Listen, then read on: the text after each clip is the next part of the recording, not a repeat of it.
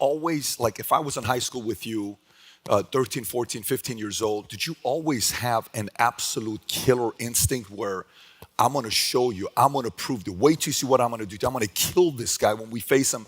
Was it always like that when you were in high school, or that kind of developed later on? Yeah, I think it developed over a period of time. And I think there was a work ethic that was in me. I think most people probably know a few things about me, but I was never, I would say, like a prodigy. You know, I wasn't like the kid where you see Tiger Woods swinging on the Johnny Carson show at 2 or 3 years old, and you know his swing looks as good as it did at 3 years old as it did, you know, as he grew older. Or you know, certain players that had this unbelievable prodigy aspect to themselves.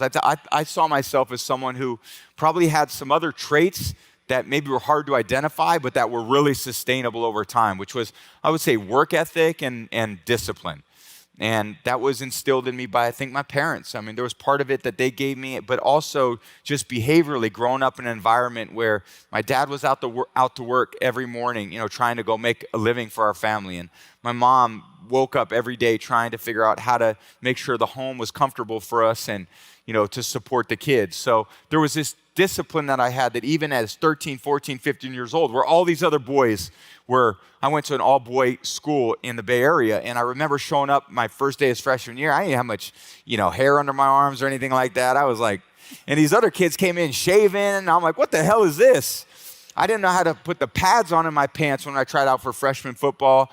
I mean, I had never played until that point except in the street. So these kids came out there, they had, you know, helmets and shoulder pads that they had worn for 4 years through Pop Warner. And I went on the field and I was like, I'm going to get killed out here, you know? And my freshman year, I didn't even play. I was the backup quarterback on a team that went 0-8.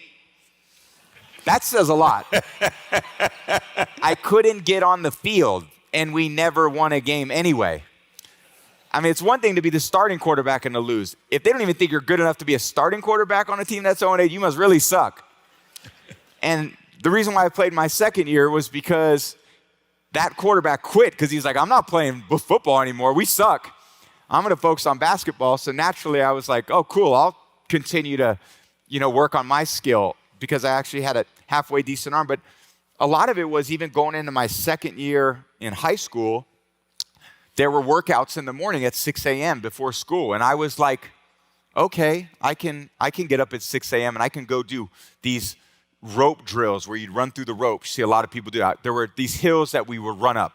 And there was probably less than 10 people there, but I was probably one of the 3 that were there almost every single day to try to continue to push myself to grow in these maybe physical areas that I was really behind a lot of other people at. Because naturally, no one's good at everything. I mean, that's just not the way life works. We're all talented at certain things, but we can really continue to improve our weaknesses if we're humble enough to identify them, and we can build on our strengths. And I think we're all trying to find a more well-rounded aspect to ourselves, but a lot of that has to come with this understanding about yourself that what you know is very limited and what you don't know is limitless. And you have an opportunity every day to surround yourself with people to help you grow. And that could be, in my case, it very much was my parents early on.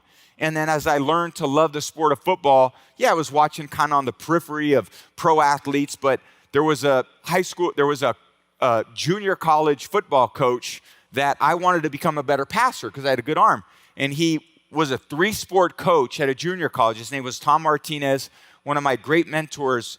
And he coached women's softball, which is how really I knew him, women's basketball, and men's football.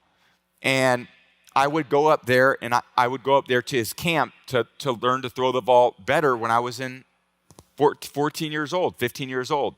And it just became this, like I said, life was pretty simple when you could kick a ball or throw it. And for me, it was throwing it, and I wanted to throw a ball better. So who better than to find this guy who was probably ahead of his time as a coach, and he taught me how to throw the ball with some good fundamentals.